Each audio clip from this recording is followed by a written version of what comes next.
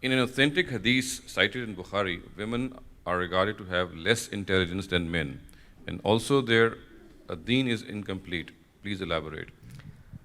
پہلی بات تو یہ ہے کہ یہ جو روایت جس کا عام ذکر کیا جاتا ہے ناقصات عقل و دین جس میں الفاظ آئے ہیں، یہ رسالت مآب صلی اللہ علیہ وسلم کی اس کی نسبت بھی متحقق نہیں ہے، ایک بات۔ دوسری یہ کہ اس میں عربی زبان کو بعض لوگ نہیں سمجھے۔ عربی زبان میں اس تعبیر کا مطلب یہ ہے کہ عورتوں پر دین اور دنیا دونوں کی ذمہ داری کم ڈالی گئی ہے۔ مثال کے طور پر مردوں سے کہا گیا ہے کہ وہ مسجدوں میں آ کر نماز پڑھیں، عورتوں کو بھی کہا گیا ہے کہ وہ پڑھنا چاہتی ہیں تو پڑھ لیں لیکن ذمہ داری نہیں ڈالی گئی۔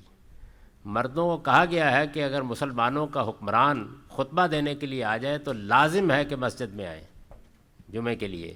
عورتوں سے یہ تقاضا نہیں کیا گیا، آئیں تو بہت اچھی بات ہے۔ اگر ظلم کہیں دنیا میں ہو تو مسلمان مردوں سے یہ تقاضا کیا گیا ہے کہ وہ اپنے آپ کو جنگ کے لیے پیش کریں تاکہ مظلوموں کی مدد کی جا سکے، عورتوں سے یہ تقاضا نہیں کیا گیا۔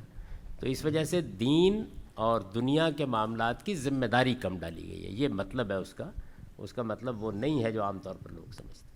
یعنی اس کی انٹیلیجنس برتر بھی ہو سکتی ہے، وہ بہت برتر ہو سکتی ہے، بلکہ میں تو آج کل دیکھتا ہوں کہ برتر ہی برتر ہی زیادہ۔